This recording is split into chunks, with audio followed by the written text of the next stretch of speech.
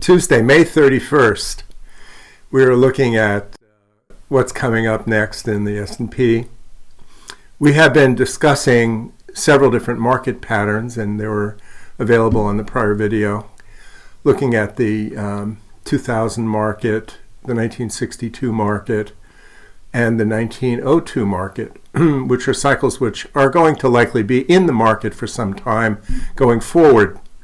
What's happening short term is that the market had a little rally off of the May 24th low and had a little down day today. We had Memorial Day on the weekend, and it's very likely that the 1902 pattern is in the lead here in terms of what's actually repeating.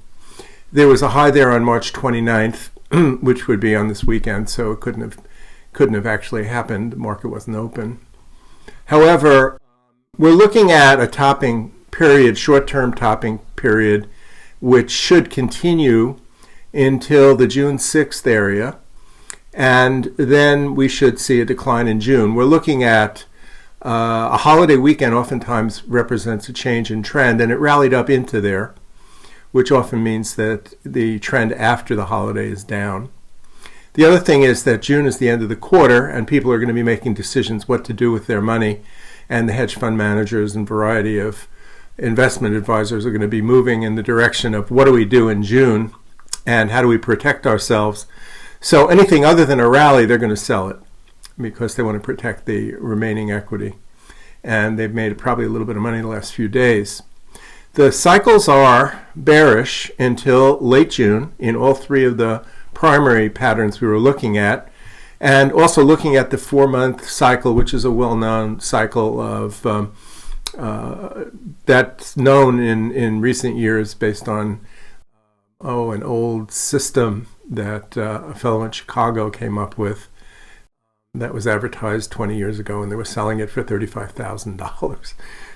By the way, if you find these videos are useful to you, you can help us by giving us a thumbs up, and it's counted and a statistical kind of a thing. It helps us with our attraction to the site based on YouTube's algorithm. So the market's likely to go down in June with a high around the 6th and a low late June, possibly as late as the 29th, even as late as July 7th, right after the July 4th holiday. At which point we'd expect to see a rally over the summer. We've talked about this since January, and it's probably the case. By the end of June, if the market does have a low there, it will have gone down for 6 months, and it's due for a rest, and probably will have a breather.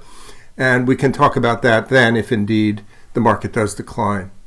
But meanwhile, the 4-month cycle is down, the 3-month cycle is down, and the fact that it rallied into the 29th and the 120-year cycle had a high there, I think is a good sign that there's a good chance we're topping. We may just go sideways this week, slightly higher, slightly lower each day, but winding up with maybe a sharp rally into the 6th, either Friday or Monday, and then down hard. And the potential price objectives on the upside, the 4,200 area is resistance. It could break a little above it. On the downside, if it repeats the first decline in January or the decline in February, there's a pretty good chance we're going to see a 3,600 target, which would be about 200 S&P points below the 3,800 we've already reached, and that would be by the end of the month of June. Alrighty, I want you to recognize that we're trying to guide you through this bear market. We think the bear market's going to go on for a long time.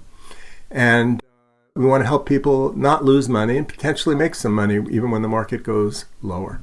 Thanks a lot.